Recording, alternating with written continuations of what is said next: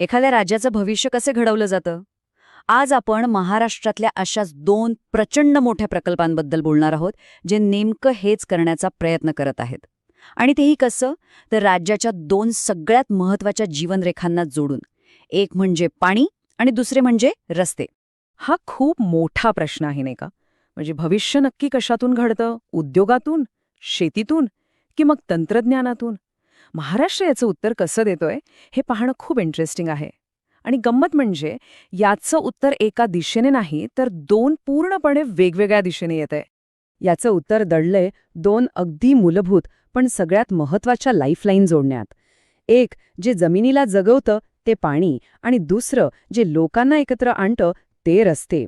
चला तर मग सुरुवात करूया पहिल्या जीवनरेखेपासून, पाण्यापासून. आपण सुरुवात करतोय विदर्भातून. हा तोच प्रदेश जो अनेकदा पाण्याच्या कमतरतेमुळे दुष्काळामुळे ओळखला जातो.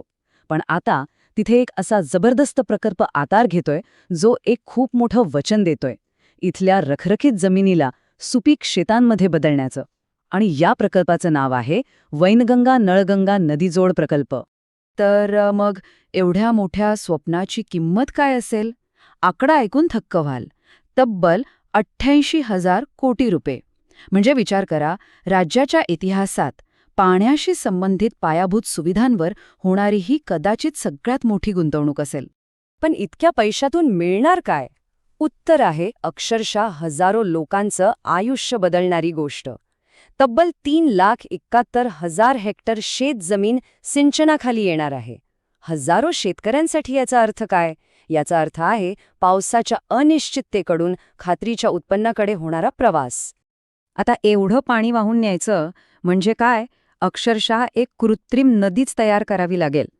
या प्रकल्पाच्या मुख्य कालव्याची लांबी असणार आहे 426 किलोमीटर. म्हणजे जवळजवळ मुंबई ते अहमदाबाद इतकं अंतर. जरा विचार करा की एवढं मोठं इंजिनिअरिंगचं कौशल्य असेल हे. मग हे काम नक्की होणार कसं? सोप्या भाषेत सांगायचं तर याला आपण स्मार्ट वॉटर मॅनेजमेंट म्हणू शकतो.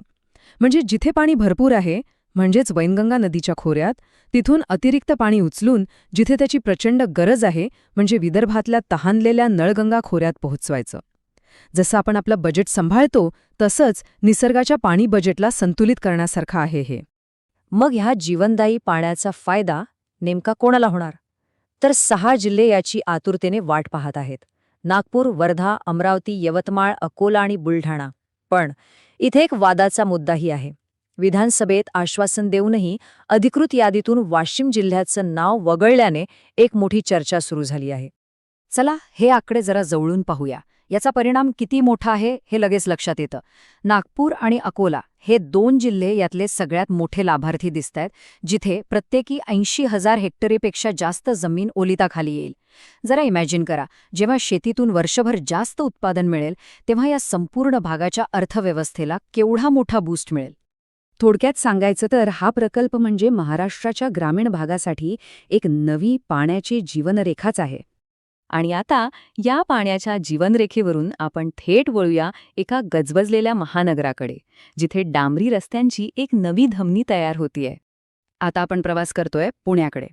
एक असं शहर जे जेवढं विकासासाठी ओळखलं जातं तेवढंच तिथल्या वाहतूक कोंडीसाठीही. मग यावर उपाय काय?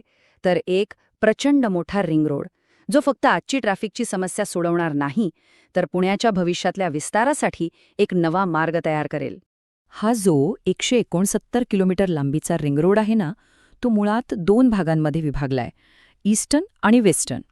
हे दोन्ही भाग मिळून शहराभोवती एक असं सुरक्षक कवच तयार करतील की शहराच्या बाहेर जाणारी वाहतूक आतल्या गर्दीच्या रस्त्यांवर न येता थेट बाहेरच्या बाहेर निघून जाईल. चला याच्या पश्चिम भागावर जरा जवळून नजर टाकूया, जिथे काम खूप वेगात सुरू आहे. इथे 2 महत्त्वाचे टप्पे आहेत. एक, नवयुग इंजिनिअरिंग कंपनी मोरेवाडी ते पिंपोळी हा साधारण 20 किलोमीटरचा पट्टा सांभाळतेय. आणि दुसरा, मेघा इंजिनिअरिंग पिंपोळी ते उर्से हा अतिशय महत्त्वाचा 14.5 किलोमीटरचा दुवा तयार करतेय. हा एवढा महत्त्वाचा का? कारण हा थेट मुंबई पुणे द्रुतगती मार्गाला जोडला जाणार आहे. कनेक्टिव्हिटीसाठी हा एक खरा गेम चेंजर ठरणार आहे. पण हे फक्त रस्ते बनवणं नाहीये. फक्त ह्या 2 पॅकेजेसमध्ये दडलेलं इंजिनिअरिंगचं कौशल्य पहा. आपण बोलतोय 4 वेगवेगळे बोगदे खोदण्याबद्दल, वाहतूक सुरळीत ठेवण्यासाठी 3 गुंतागुंतीचे इंटरचेंज बांधण्याबद्दल आणि 3 प्रचंड मोठे पूल उभारण्याबद्दल.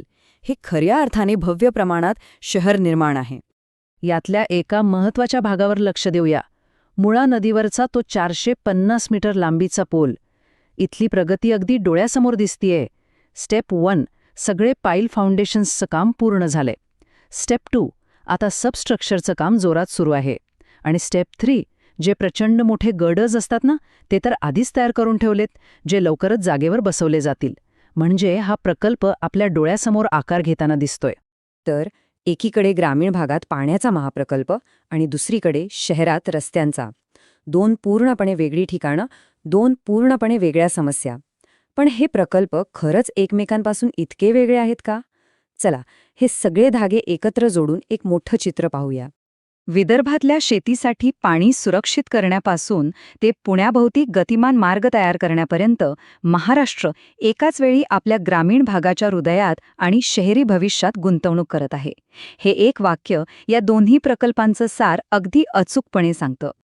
म्हणूनच शेवटी हा मुद्दा फक्त सिमेंट कॉन्क्रीट किंवा कालव्यांपुरता मर्यादित नाही. हा सगळा खेळ आहे कनेक्शन्सचा, जोडणीचा. शेतकऱ्यांना पाण्याशी जोडणं, शहरांना एकमेकांशी जोडणं आणि ह्या सगळ्यांतून संपूर्ण राज्याला एका अधिक समृद्ध आणि एकसंध भविष्याशी जोडणं. पाणी आणि रस्ते तर जोडले गेले. यानंतर महाराष्ट्र आणखी कोणती नवी नाती जोडेल, हा एक असा प्रश्न आहे जो आपल्याला राज्याचा भविष्याबद्दल विचार करायला लावतो आणि उत्सुकही ठेवतो.